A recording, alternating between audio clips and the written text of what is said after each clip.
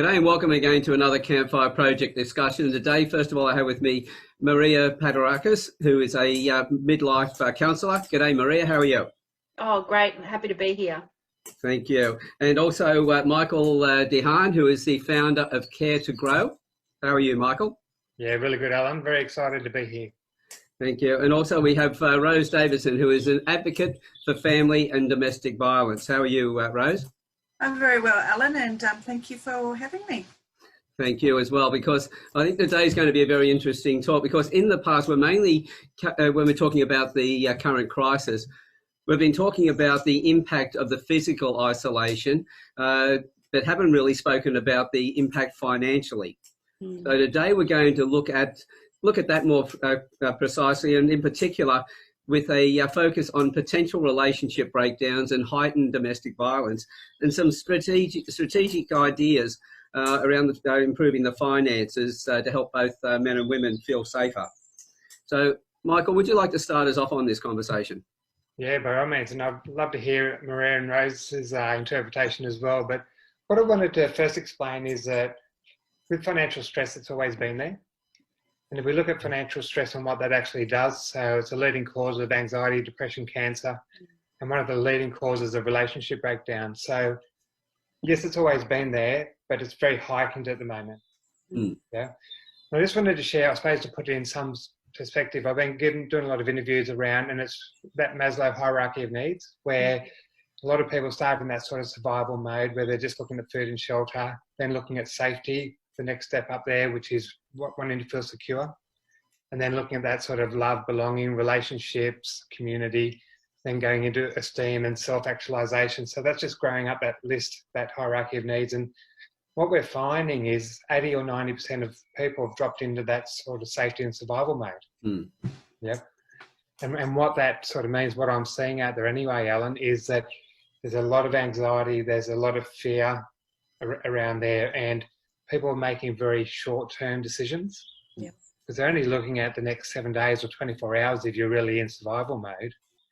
And what they've got the emotional side is, again, fear, anger, and they're really in that sort of fight or flight mode, which sort of concerns me. One is that what sort of decisions do they make? And when they're in that mode, they can make some poor decisions relationship-wise. And I'd be interested to hear the other two speak, but so what we're seeing, anyway, the research I'm seeing and talking to people, is there's certainly a heightened space in regard to relationship breakdown. And that's quite common in regard to financial stress. It's just that it's just so heightened at the moment. The isolation concerns me in regard to relationships that are struggling, but they are together and they're sort of forced. I do know a lot of corporates do open the doors for women in particular to come to work, more as a safety mechanism, so that's great there. But there's a lot of people in a relationship, and mainly women, that feel isolated. They are in a sort of a domestic violence scenario. Financially, they don't know where they sit there. They feel unsafe, and it's really, as I said, heightened now. And we really need to, I suppose, discuss it, talk about it, and maybe give them some steps and some guidance and some love, really. Exactly. Rose, you're mainly in the domestic violence area, so you've been noticing this, have you? I have. My concern is, as Michael said, is that DV survivors are stuck at home with their perpetrator. A lot of times DV isn't physical, it's financial. So, you know, the perpetrator has total control over the survivor's financial well-being or whatever.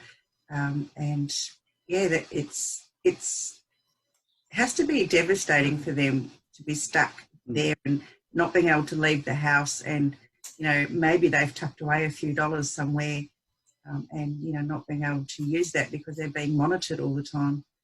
You know, I hate to think about what's happening to these people, you know, being locked away, and hopefully, you know, they can find some escape, you know, soon. But I really don't know how we can get them to out of that situation, because you know, a lot of them are just afraid to leave. For whatever Yeah, reason, they don't feel safe to leave. They don't feel that they have the resources. Well, most of them don't have the resources to leave. So, you know, where do they go? What do they do? What do they say? Who do they tell? It's a dilemma, really. Yeah, because if they're locked in and they can't get around, well, they're going to find they're being monitored even more so than with everybody's in the house, where That's right. the other one would be out of work. How about you, Maria? What have you found in your counselling work? Well, I've found that even women who aren't in a situation, single women, they're not in a DV situation, but they're feeling very trapped, especially when they're not able to go out. They're caring for the kids. They are. They may even have young adults at home or adults at home who are now unemployed. They've lost their personal space. They've lost their routine.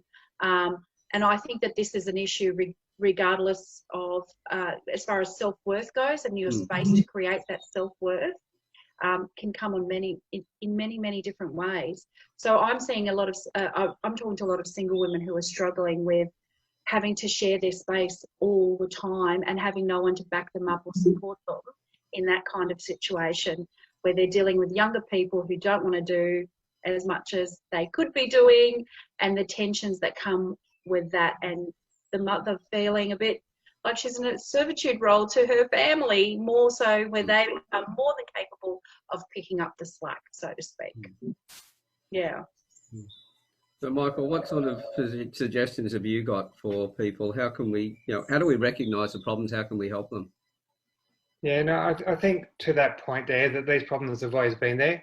Again, I just really want to emphasise that this is just a heightened state in regard to what's going on there. So, and in particular women, so I think they give away a lot of their power when they go into a relationship. I've got a 19-year-old daughter, and I'm teaching her to be financially independent and feel financially safe. So, and I see a lot of younger women going into that space now, so it's really encouraging.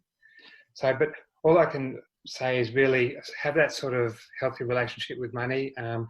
Again, I talk about money types, and I see a lot of women, and men for that matter, but more women have that sort of martyr mindset with money. So they're always giving, they're not always putting themselves first and caring about themselves first. So it's a time for reflection, and just to say that, you're worthy of having money, you're worthy of having the best life that you can, and money is a strong part of that. So there's learnings around that in regard to their mindset. I really want them to sort of build that safety net. What I am finding is that there's a lot of women that don't have a safety net, so they don't have emergency funds, and it's really working hard to actually say, well, where can we actually look at saving money and actually put that into a safety net, put that somewhere that you've got, that you can leave a relationship if you need be. That's the important part of a female feeling a bit more safe, and just having that communication, having that discussion with your partner around money in a safe environment. I understand that. The most women I speak with don't know where the financial situation is in the family, and we've got to change that. They deserve to know. So it's really working in a common goal. What are we in this together? What does that mean? And what are we heading towards as a couple? Not you're doing this, I'm doing that, and I don't have a clue where money is. So they're the sort of principles or strategies that I'm really trying to work with women in particular, to sort of empower them and make them feel a bit more safe and more independent. Because a number of issues, isn't there? I agree, Michael. Sorry, go ahead, Rose. Yeah, I agree that I think we need to start early to teach young women the benefits of having that safety net, Michael.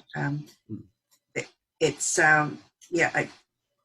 early teens, you really need to start to teach them their self-worth, that they need to, be saving money.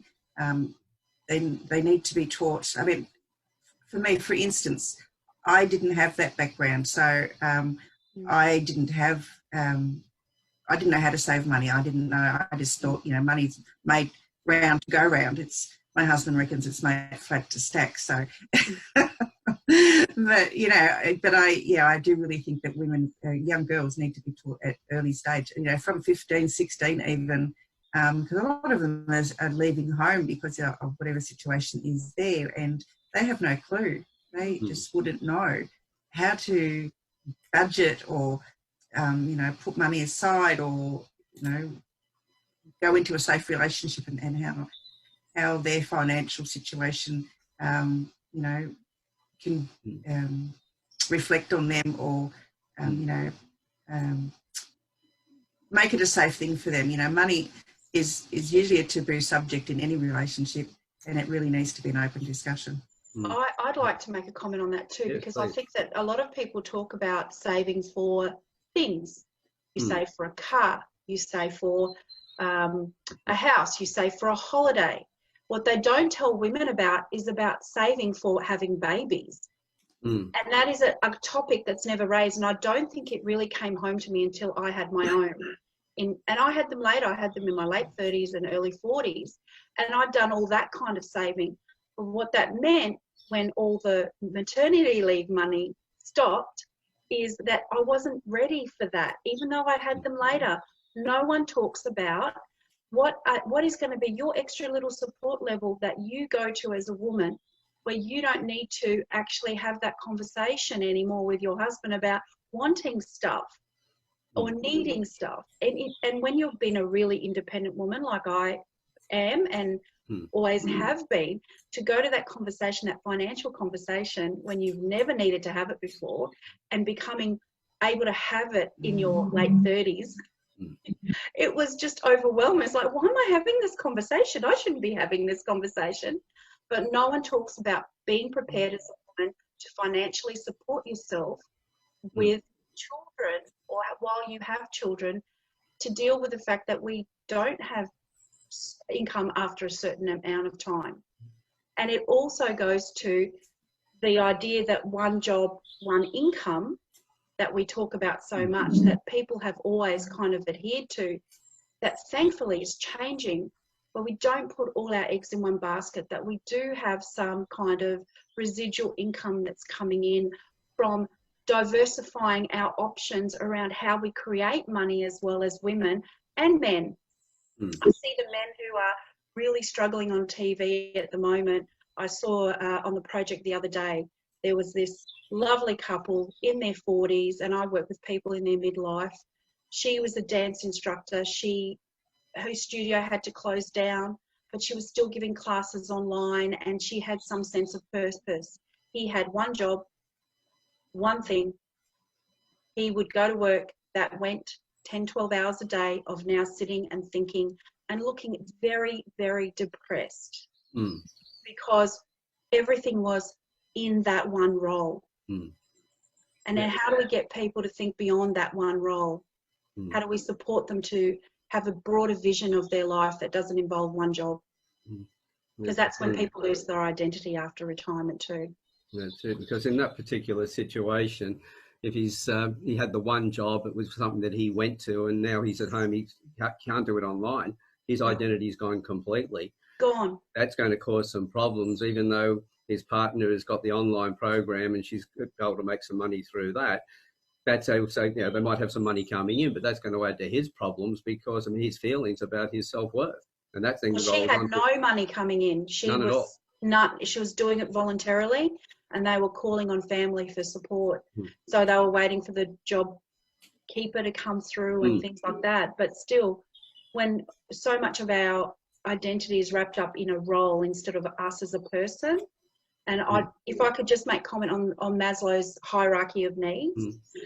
And I studied that at uni and all the rest of it, and we talk about this, but what we don't talk about is our hierarchy of internal resources we need for our resilience that goes beyond, having a roof over our heads. Because it's that resilience that can allow us then to get up again and keep going so that we can keep having that roof over our head. Yeah. Well, as you say, Maslow's hierarchy of needs is the needs that we have, but what you've just talked about there, that internal resilience, is how we actually then maintain that hierarchy of needs. So it's the internal and the external, what we're trying to create. When we talked about the couple, for instance, if in a situation, say, where the wife is working and she's making some money because the things that she's doing, then that will add to his problems as well, even though they may have some finances coming in. That a particular male then would have the issues of his self-worth being further damaged because he's no longer the provider His wife is seen as the one who, it's a nurturer, the one who raises the family, and she's also now the provider, and that's going to add to his self-worth, which is going to cause ramifications of other problems that can come from that as well. Yeah. But when I look at education, and someone that's not ever had a violent moment in their life, that violence may ensue. They may start other behaviours that are unhealthy, and and because the self-worth of the male, he's lost his job, he may start to become violent because he's lashing out from anger and jealousy, I think, and depression. That's it. And violence is almost like can be a symptom of severe depression. So especially for men. So that is a real concern. There's so many different and I don't think there's any statistics at that at the moment. Connections. No. Yeah, as you're right there, Rose, there is very little out there. One of the stats that I think we're going to be a long time before we see it, and it's probably still not going to be accurate, is yes, we've got so many people losing their lives to coronavirus. We're pretty lucky in Australia. It's horrific overseas, and we hear about that. But I'm thinking about the number of 8 people a day take their life in Australia, 6 of those males. But with the coronavirus, how much has that gone up? How many more suicides are there going to be? Or how much is the depression going? We already know that pharmaceutical drugs have gone up by 35%. So a lot more people are suffering. A lot more, as you said, Rose, are coming out of where they were underneath that level and now getting pushed up through the level. And problems are coming out. But if it comes back to just looking at the finance to start with, education. Now we're talking about, we've been told all the way through. If I got any education about finance when I was growing up, it was about, as you said, Maria, buying cars, buying houses. It was about buying things. It was never about how to prepare for later life. It was not to prepare for situations that may come up. For women, it's, having the children. At the same time, that impacts a man as well, but there are also things around the man as well, redundancy and other things. How do we structure for that? So what sort of education do we need, and where does it need to start? Does it need to start in schools, and where would we go? What would you reckon, Michael, being in the finance field?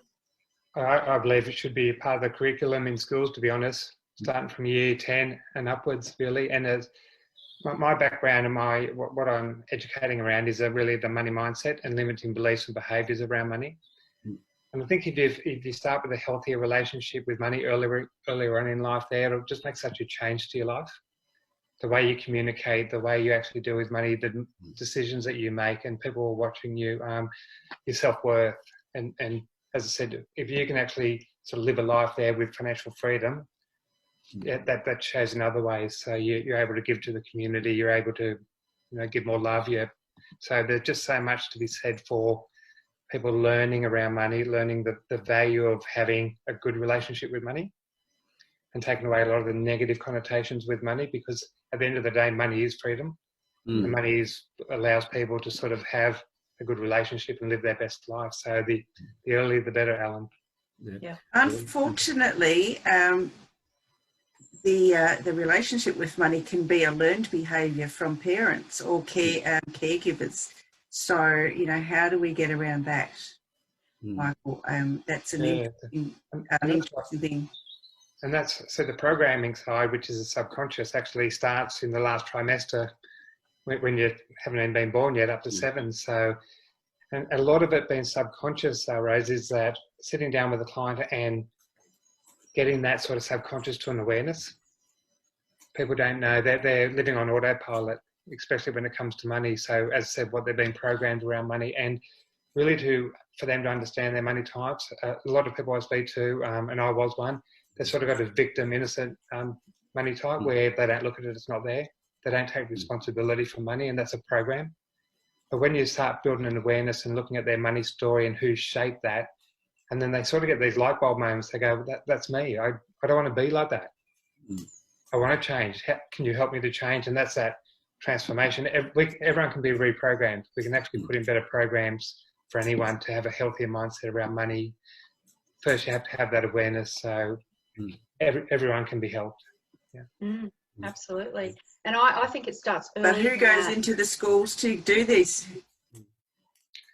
who goes into the schools? No one at this age that I'm aware of. Yeah, but who will go into the schools if this were to be part of the curriculum? Who would go into the schools to teach this? That's the issue. You know, we don't. What teachers or mentors or counsellors are there to go in and give this lesson on money mindset and self-worth around money? There's nobody at the moment. You're right. So we need to get teachers to teach the teachers. I actually don't think it needs to be teachers, and I think it needs to start earlier than that. We know the difference between success and people who achieve in life is mindset and those who don't. Part of it is mental health, but a huge part for the everyday person who's on that hamster wheel, who's just had their hamster wheel smashed into smithereens, it is mindset that makes the difference. So teaching children mindset, I mean, my daughter does a little bit of it. She comes home and she says, oh, Mum, I'm learning about my buckets. And I'm learning about, when I put something in someone else's bucket, that helps them. And then I've also got to leave some for my bucket so I can help myself. And so they're learning a little bit. But there needs to be people, and this is when we start taking this mindset seriously as a country and what it needs to happen in our education system, seeing mindset and seeing well-being of children as a major critical thing for teaching within schools and bringing in the right mentors and counsellors. No offence to pastors, congratulations, you do a great job, but it's a very different role to that. It's more evidence-based support from within the schools that not only supports the students but the teachers, because teachers need to keep their mindset straight too. Yeah, well, I'll give you an example. In 2003, I had a working relationship with Robert Kiyosaki. He was doing a presentation in Australia. I was looking at helping kids to think outside the squares, and one way to do it was using his cash flow games finance. And I'd organised for schools from Sydney, Newcastle, the Central Coast, to go to his seminar in Sydney. And we got about 650 kids plus their school teachers. But a couple of schools I went into and I gave a presentation at their assemblies. And I remembered one of the schools, it was year 11 and 12 students. We're out in the foyer. I'm up on the podium giving a talk. And as I talked about, because everyone had been looking at the little sports car I drove up in earlier on. And I asked them about their mobile phones, who had a mobile phone. And I said, well, how much money do you make with your mobile phone? And they're all going, what? This costs us money, or costs mum and dad money. And what about your car? I said, everyone's been looking at the car out there when I first drove up. Who's got a car? Hands are going up. And I go, and how much money does your car make for you? And they went, doesn't make any money for us. And I said, well, I use my phone for business as a tax deduction. It also makes my clients connect with me and everything else. And I then asked them about, I talked about the car being the same thing. It's part of my business and the business pays for that. And I said, well, what about your credit cards? And as soon as I mentioned credit cards, there wasn't one school teacher who was standing up who didn't just get their head down like that into the shame position. They just straight away. And as soon as I started talking about, and I just realised at that point, none of the teachers knew either. They weren't being taught. So it means a major change into their training to actually bring that side of it in so they can then teach the kids on that. But as you said, Maria, it comes back to the mindset as well. It's not just teaching finance, it's teaching the mindset around finance. Yeah. And around life in general, a mindset about life, because that's the difference between creating resilient children that then become resilient adults that then can future-proof their life around their emotions and their mindset. And when you've done that, you can deal with these massive crises that come up so much better, because you've got the internal resources, you'll have a vision for your life and what you want to contribute and how you want to be in the world. And then you can always have a path to follow, instead of this one job is going to get me to my retirement, and then when it doesn't, everything just goes. Well, we knew that got changed very quickly, because when I was a kid, it was, get one job, train in it, build your superannuation up, retire, and that was it. And then I think with years later, with Gen X and everything, it was a case of you'll probably have about 8 careers. Now they've got a new career every 12 months. Yeah. And they're diversifying. I'm diversifying. I'm all for it. Go for it, guys. But this is the thing, is realising, I think the pushing that we had to have security gave a lot of people a false sense of security, and realising there is nothing secure. If you're relying on your boss to always keep the business running, well, look at how many businesses have gone down the spout.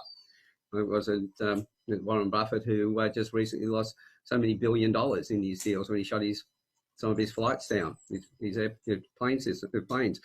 The end result is, if you're relying on someone else, you're hoping that they're smarter than you and they care more about you than you care about yourself. It's not going to happen. No. So we've got to take that position. Sorry, many years ago I was a public servant in the federal government, and then they started to bring out contracts. You know, everyone thought, if you have a public service job, you've got a job for life. But then they started to bring out contracts, and then there was performance reviews, which hadn't happened before. And if you had a bad review, you had 3 bad reviews in a row. Well, ta-da, bye job. Find something else. Yeah. And if you're on a contract, I mean, they don't need to actually renew your contract. It doesn't matter about your performance review. You just become redundant. Well, how do you cope with that? That's it. Yeah. Well, I joined the PMG. It was a case of you had to kill somebody to get sacked. Yeah, yeah, exactly. I mean, I worked for customs, and it was pretty much the same. You just, to get sacked, you had to do something really, really awful. Otherwise you had a job for life. And I do know that when I took my redundancy, there were a lot of long-time serving officers that took a redundancy at the same time. And, we had 1 suicide, we had 1 attempted suicide, we had one turned into alcohol, 1 turned to drugs, because, even though because their jobs had become redundant, they actually had to take the package. They were sort of forced out. And they just couldn't cope. They'd been in the service for 30, 35, 40 years, and, they just couldn't cope. It was awful. And, I know we're getting off track about the current crisis about everyone being locked in, but, not having that mindset, I guess, as you said, Maria, and not being able to, and having that one job mentality, and not being able to, in retirement, think, well, I still am worth something. I can go and volunteer, or I can go and find something else. This needs to be broadened in the community a lot more, I think. Yeah. I mean, there is some changes of mindset happening, and this is all boiling point stuff, right? So there was a recent research by ING that says most Generation Xers, which is late 30s to mid 50s, think they won't retire till they're 72. Now, that was before this. What is it now? And if we aren't retiring, then what are we doing instead? How are we living our life in employment in a way that is supportive of us as we age, that continues to contribute in a positive way? Because we know diversity in the workplace is an excellent thing, but it also allows us that flexibility and an ability to do those things that we want to do as we want to slow down as we get older if we choose to. Some people don't want to slow down. That should be an option too, because if you're functioning and you're contributing and you still have potential, and I think potential never ends, then how do we keep that going? We've got a lot of young people out of work at the moment, but there is a lot more time for them to rethink their life and how they're going to step forward. And a lot of them are already, if they haven't already, have already got ideas about side hustles. It's a very different generation.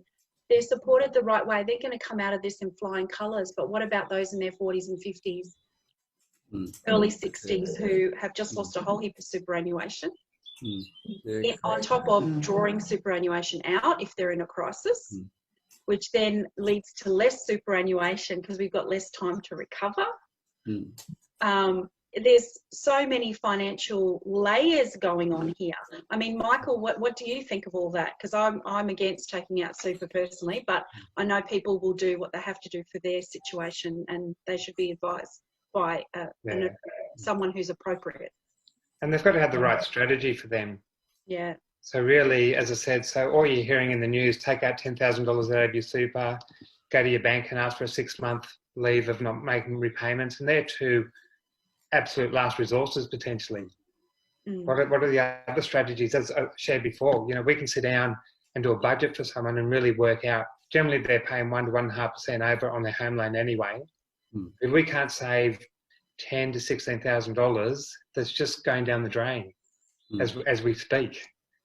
So that gives them that peace of mind. They go, well, I can just make some changes. I can actually take some accountability, control back on my expenses. Yes, I've lost 20% of my income, whatever the case may be. I don't have to take super out. I don't have to go down a pathway which I thought I had to. So it's really having the right strategy, and that's what I'm working with clients. I don't want them in that flight or fight, and that sort of making decisions in a stress mode. Yes. So, and when they can actually sort of sit down and make conscious decisions, very strategic. The reality is, what's the best thing for me over the next 3 to 12 months to get me through this? Everyone can have a strategy. Everyone can be in a better position, both in the mindset plus just financially over this period of time. And that's ideally the learning, people to sort of take control and look at their situation and go, well, I'm empowered. Yeah. I can do 4 things now that will change my life. Yeah, that's important, because with the, as you said, Marie, they can, originally they go and get that superannuation in advance and everything else, but all the ramifications, the unknowns that are going to come from that, because lost interest and all sorts of things that are there. And then there's the alternative is having a plan put in place, but most people don't know about the plans, etc. So they just take what's put in front of them because it's well advertised about, you can do this, you can do that to save some money, etc. But you're talking about not drawing on that, but still saving the same money just through having a plan and looking at things, looking at their situation, sit down with somebody who can guide them through it and go, hey, you don't have to go and grab that because that's got all this mystery in the background. You know what's going to happen. But this, we know exactly what's going to happen. It's going to be savings. Yeah. A lot of people haven't changed their spending habit. They rather than going to the shop, they're doing it online and they're still spending money like, they still had an income coming in. And people, I don't know, it's ridiculous. Online spending's gone up something huge since the crisis. And I think probably will continue. But and alcohol spending has gone through the roof. Not just in Australia, in other places. I know it's gone up. The month of, I spoke to someone in the States not long ago, and the month that the lockdown happened, her husband's in the wine industry. He outdid his sales that month, even with the pubs and the clubs and the restaurants closed. Wow, right? That's amazing. So that is amazing. So imagine if people, and I know we have this cultural issue where we turn to alcohol when we're bored, or we turn to alcohol when we've all, kind of got that mindset culture. Not all, but there is a mindset culture that underlies our Australian thinking, I guess. Imagine if they decided to spend $50 a month on personal development instead, right? And what that could do for the future of this country. I just, like, for me, that's what's important to me, and I think it's about supporting people to say there is other options and there is other ways to do things, and getting that information out there, and that's why conversations like this are so important. Yeah. So I wasn't surprised that, first of all, spending on alcohol or online shopping went up because, alcohol is comforting for some people. It's an escape. Going and shopping a lot online, a lot of that is also comfort shopping. I worked with a client many years ago, and she'd said to me every time she gets stressed, I said, what do you do when things really mount up? She said, I go to the shop and I buy a new dress. And I go, does that fix the problem? She said, no, but I feel better. I said, so when that problem rises up again, what do you do? She said, I go back and buy the matching shoes or handbag. And I went, okay, I understand. I then started to understand that people will use the shopping as a way of feeling that they do have some money, even though they're getting rid of their money in the process, but there's a comfort with it. And so it's, as you said, Marie, if they could change their thinking and say, right, a bit of personal development, what could that actually make for them? And how would that, as you said, in the bigger scheme, how does that affect Australia as well? We're talking to a lot of people that come onto the panel discussions. We're talking to the converted there because that's what we do. Yeah. We go and we do personal development. That's why we're where we are today. So what I'm doing or pursuing, and it's not an easy road, is around financial wellbeing, but in corporates and employers. I think it's a value add that they really need to take seriously. They've got wellbeing packages, but it's generally around diet, around fitness and things like that, and it's not financial. I'm speaking with a fairly large organisation now saying we need financial sort of management, financial awareness programs in our business, but we're just in a position now where there's so much stress, so much mental health issues there that we need to get over this hurdle. And I said, no, you don't. You need to just bite the bullet.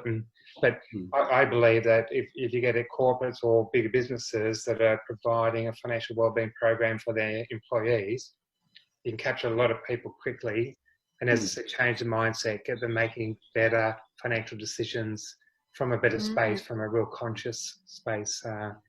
When I'm dealing with corporates, Michael, you and I have to talk. This happens all the panels, I tell you. Yeah. Brilliant. It's a lot of the corporates just are looking at that return on investment. They're going, what do I get from that? So it's going to cost me this. What do I get? And we're talking about employees that are taking less sick days. We're talking about employees over time, more productive.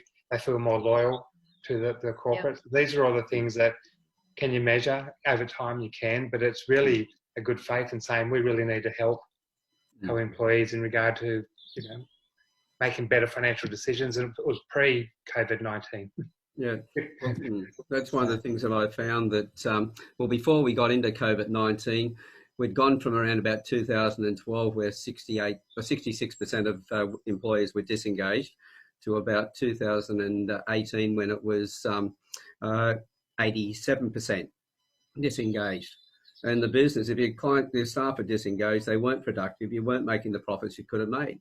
So it was in the interest of the business owner to actually work on their emotional intelligence, to build those relations, to build a strong connection with their staff, build that loyalty. They would have been in a better financial situation going into into COVID-19. But hopefully, when you said that they're saying we've got to get over this hurdle first before we look at the other, well, the hurdle is there because they didn't look at the other. So instead of trying to work on the hurdle, let's just go back and fix the cause of the hurdle in the first place. Yeah. Would you agree with that, Maria?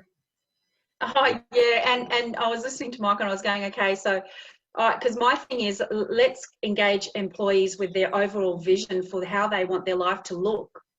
And then let's talk to employers about, are they meeting that person's values and overall vision?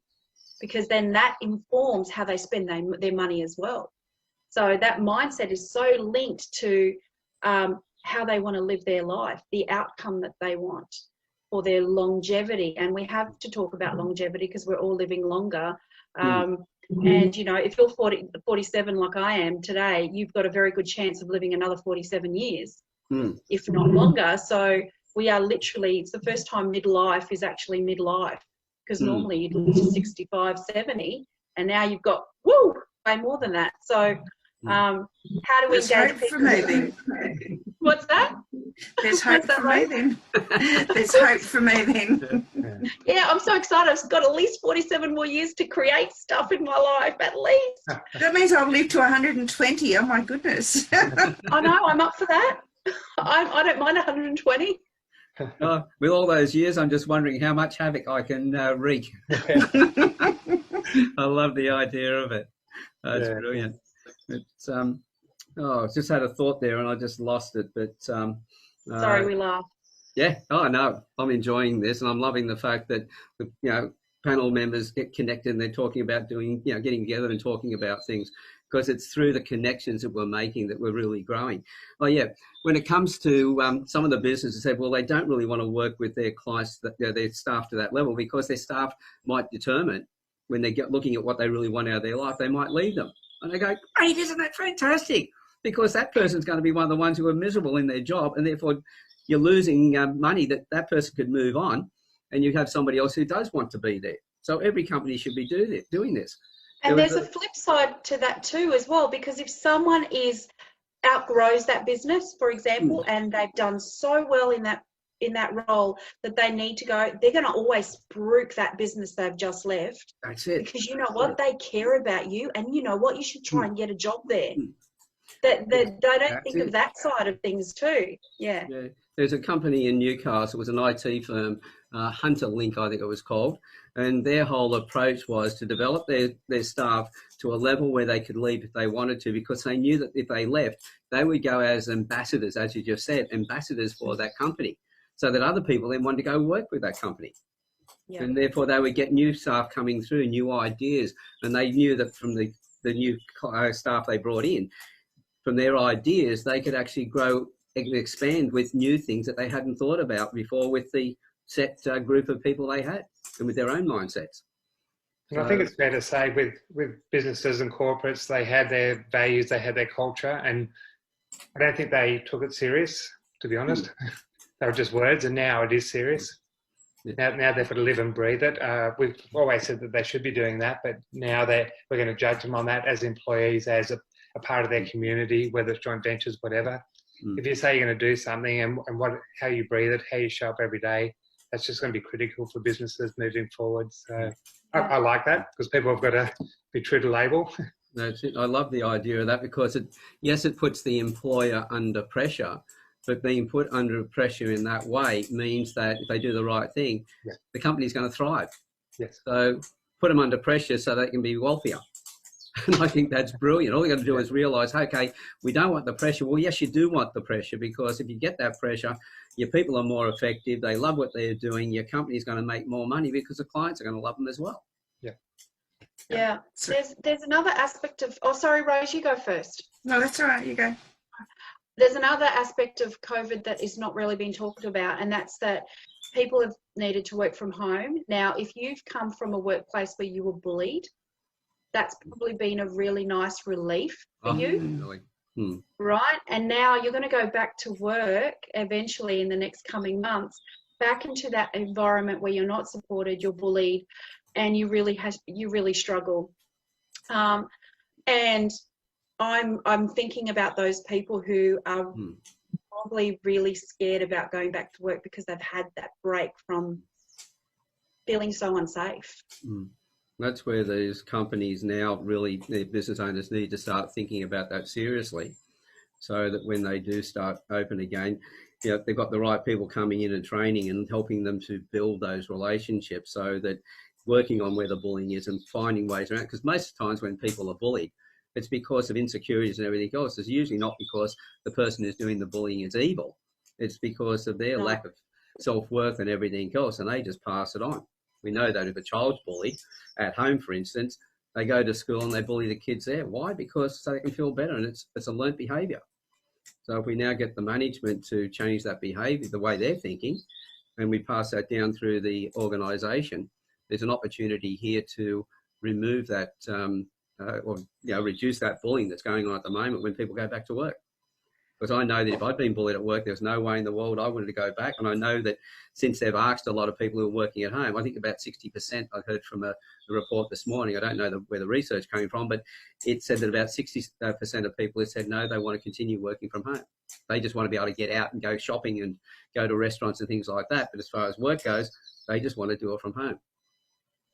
Unfortunately, a lot of employers don't look at self-development training for their staff or any of the things that we've discussed here today. They just want people to, head down, bum up, and, do the work with, no consequence. They don't care about, staff members being bullied. They don't care about any of those emotional things that, that their staff need to deal with. So, how do we educate those types of employers that, don't really care? They're just worried about the financial side. The employer's making me money. Why should I care about them? Well, goes back to the old days, to the workhouses. That's still a mentality that a lot of employers still have, and they just don't care. It's a matter of they don't care. It's a matter of shifting their care, because at the moment they do care about the money they're making. If you can show them that they're losing money, because personal development of their people is business growth.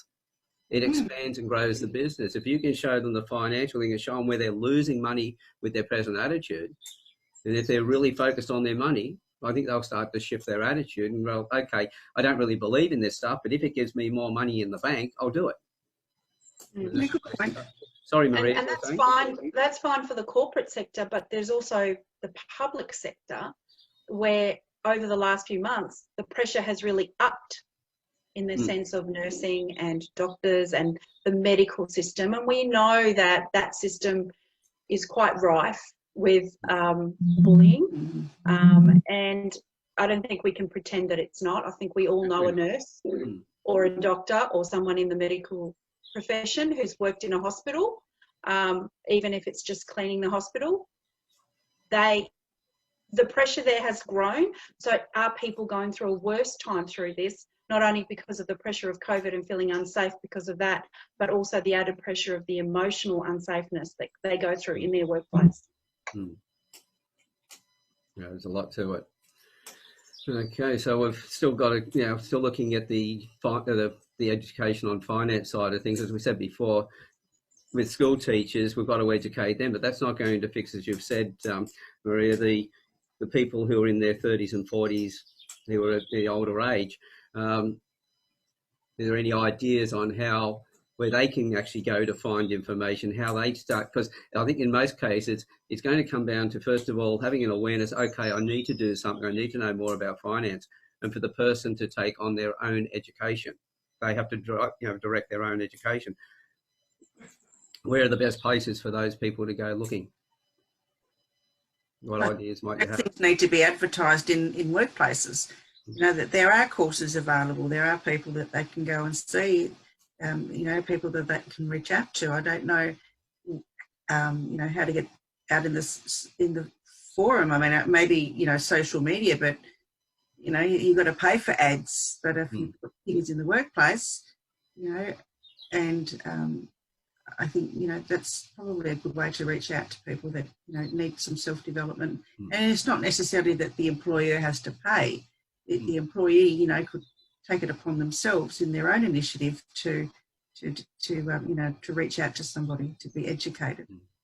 Yeah. I think there may be a missed opportunity by government in the funding that they've put forward to support people emotionally through this period, that they're only making it around, the emotional side of things, not the financial side of things as well.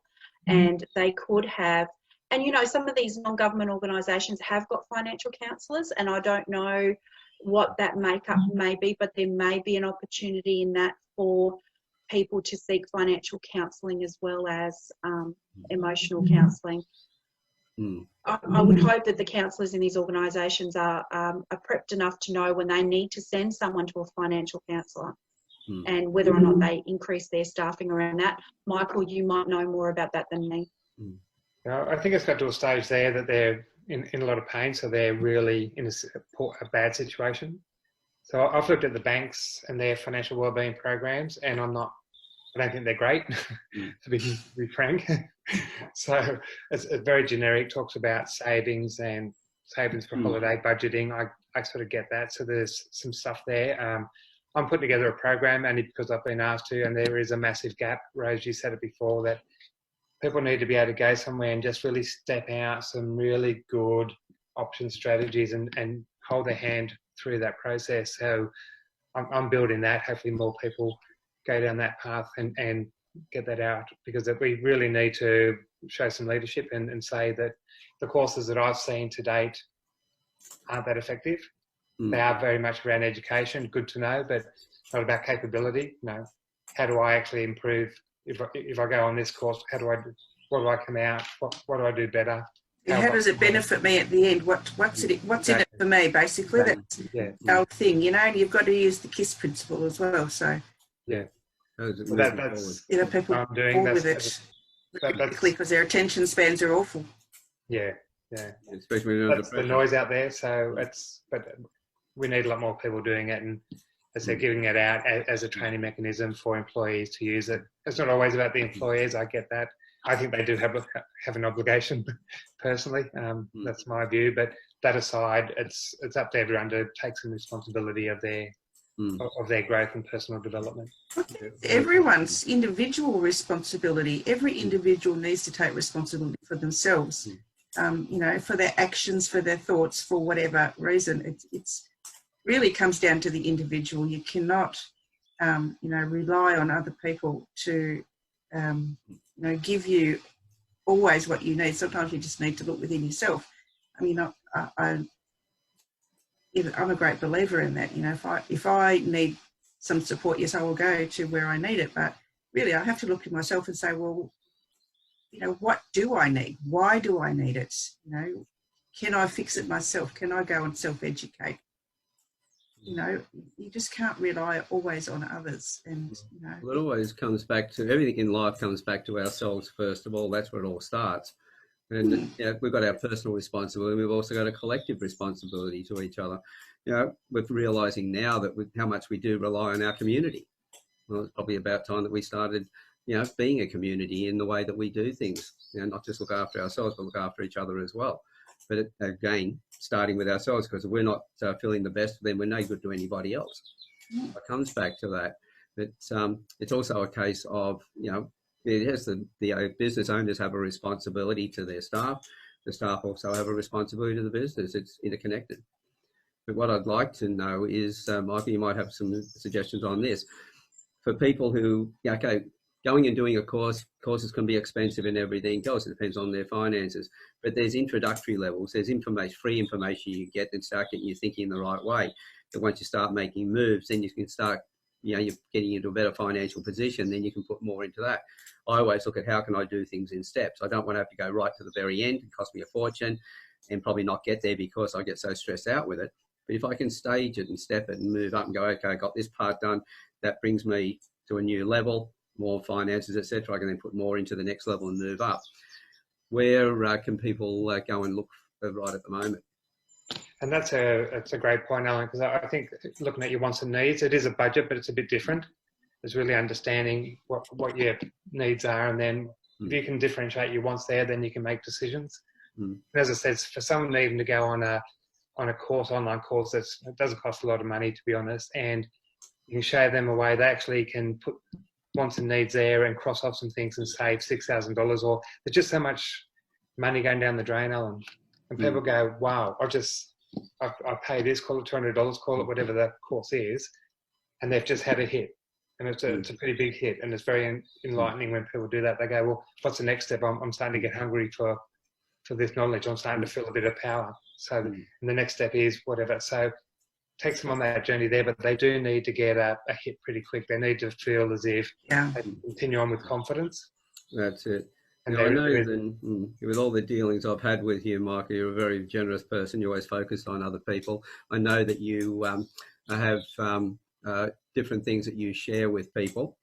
What I'd love to know is, with some of the stuff that you share that people can sort of download and get access to, is there something there that you could put together as a presentation, do a Zoom call like this with one-on-one, where you talk about those, give some people some tips they can apply now to get a bit of an idea?